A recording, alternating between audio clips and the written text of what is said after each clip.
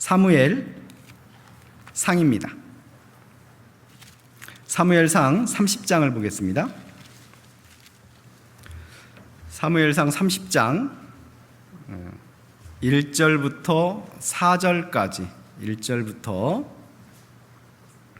4절까지 함께 한번 읽어보겠습니다. 다윗과 그의 사람들이 제3일에 시글락에 이를 때에 아말렉 사람들이 이미 남방과 시글락을 침노하였는데 그들이 시글락을 쳐서 불사르고 거기 있는 대소 여인들을 하나도 죽이지 아니하고 다 사로잡아 끌고 자기 길을 갔더라. 야곱과 그의 사람들이 성에 이르러 본즉 성이 불탔고 자기의 아내와 자녀들이 사로잡혔는지라. 유다와 다윗과 그와 함께한 백성이 울 기력이 없도록 소리를 높여 울었더라. 6절도 함께 읽어보겠습니다. 백성이 각기 자녀들을 위하여 마음이 슬퍼서 다윗을 돌로 치자 하니 다윗이 크게 군급하였으나 그 하나님 여호와를 힘입고 용기를 얻었더라. 다윗이 아직 왕이 되기 전 사건입니다. 다윗의 전성기는 너무나 빨리 찾아온 것 같아요. 골리앗을 물맷돌로 물리쳤을 때 얼마나 위대한 다윗이 되었습니까? 이렇게 해서 다윗이 왕이 되나? 세상 역사는 그렇게 될 수 있는데 그 뒤부터 이제 다윗의 고난은 시작이 되죠. 왕 사울에 의해서 엄청난 핍박과 죽음의 위협을 받습니다. 그래서 결국 자기가 죽였던 골리앗이 속한 블레셋 바로 그곳까지 가서 목숨을 구걸하죠. 얼마나 비참한 모습이었는지 블레셋 왕이 의심을 하는 것 같자 미친 척 침을 흘리면서 문을 박박 긁는 정말 처참한 지경에까지 이릅니다. 미친 척까지 하는 거죠. 블레셋은 몇 개의 도시로 이루어져 있는데 그 한 곳에서 그런 일을 겪고 다른 곳에 가서 거기에 의지해서 이제 빌부터 살아갑니다.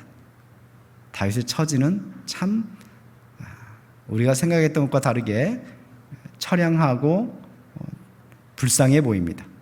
어떻게 할 수가 없어요. 자, 그럴 때 블레셋과 이스라엘이 전쟁을 합니다. 블레셋 사람의 편에 서서 먹고 살고 있으니 전쟁이 일어났을 때 블레셋 편에 서는 것은 당연합니다. 그래서 전쟁에 나갈 수밖에 없는데 만약 그때 다윗이 블레셋 편에 서서 전쟁에 나가서 그 전쟁은 사울과 그의 아들이 죽는 전쟁입니다. 거기에 나가서 참전했다면 다윗이 왕이 될 수가 있었을까요? 없었을까요? 아마 곤란했을 겁니다. 다윗을 지지해 줄 이스라엘 사람들 없을 겁니다. 그런데 그때 하나님이 개입하시죠.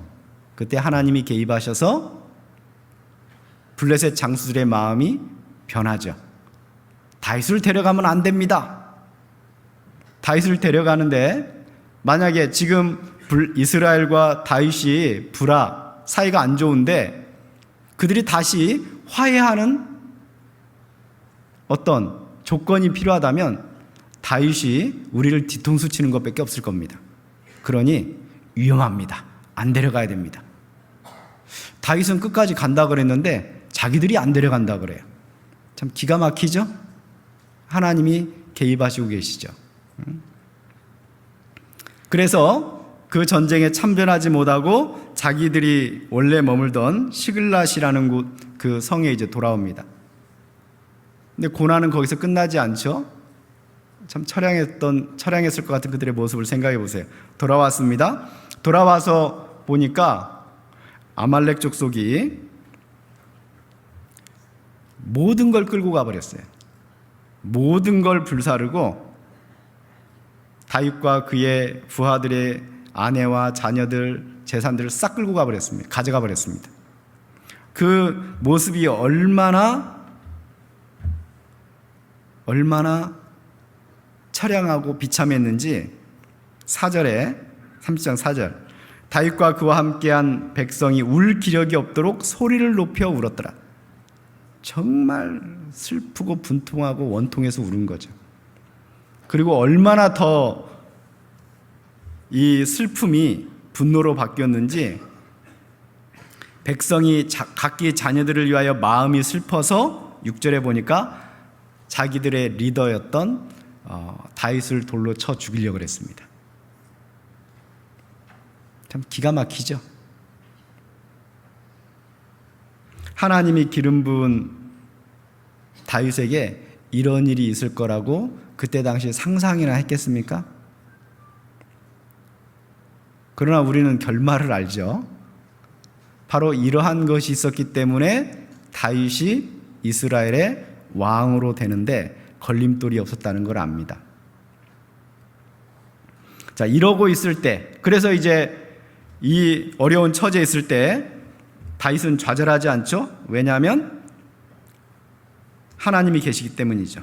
그래서 6절에 그 하나님 여호와를 힘입고 용기를 얻었더라. 다시 일어서는 겁니다. 여기서 확인되는 게 뭐겠어요? 다윗이 믿고 의지할 것은 부하들도 아니고 재산도 아니고 자식도 아니고 아내도 아니고 누구뿐입니까? 하나님뿐이구나. 하나님뿐이구나. 그래서 하나님께 묻고 그리고 쫓아가서 그걸 그대로 다 가져옵니다. 그런데 왜 하나님은 이런 일을 허락하셨을까요? 그 사이에 어떤 일이 있었다 그랬죠? 블레셋과 이스라엘이 전쟁을 해서 사울이 그리고 그의 아들들이 죽었습니다. 나중에 이스라엘의 왕으로서 다윗이 이제 세워지려고 그럴 때 이런 일이 없었다면 한번 생각해 보세요. 이런 일이 없었다면 이스라엘 사람들이 다윗 너 그때 뭐 했어? 너 그때 전쟁에 참전하지도 않았다면서 충분히 도우러 올 수 있었잖아. 근데 왜 뭐 했어? 뭐 했습니까? 자기 자식 찾으러 갔어요. 자기 아내 찾으러. 정말 죽을 만큼 눈썹이 휘날리도록 쫓아가서 도울 틈이 없었죠. 그래서 결국에 다윗이 이스라엘로 돌아가서 왕이 되는데 사실은 별 큰 문제가 없었습니다. 자, 이 모든 우여곡절을 거쳐서 결국 하나님의 약속, 하나님의 역사는 이루어진다는 것이죠. 우리들의 삶도 그러합니다. 우리들의 삶 가운데도 참 이해할 수 없는 많은 일들이 있고 기대와 다르게 참 고난이 있을 수가 있습니다. 억울할 때도 있고요. 그 억울함은 말할 것도 없죠.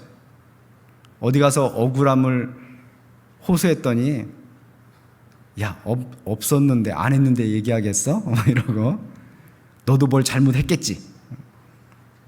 더 억울해요. 더 억울해요. 자, 그러나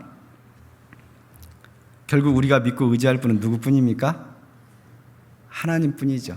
하나님. 6절에 그 하나님 여호와를 힘입고 용기를 얻었더라.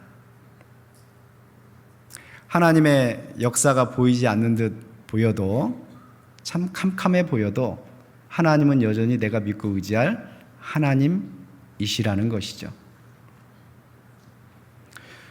오늘 창세기 38장을 보면서 요셉이 애굽에 있을 때 유다는 뭐 했나?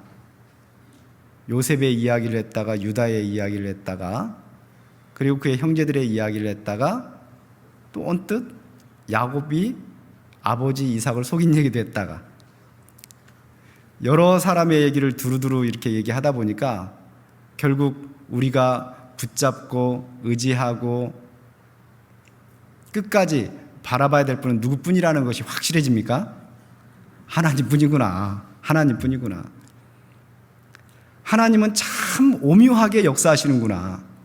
하나님은 참 기가 막히게 역사하시는구나. 그리고 그 하나님이 지금 나의 하나님이시구나.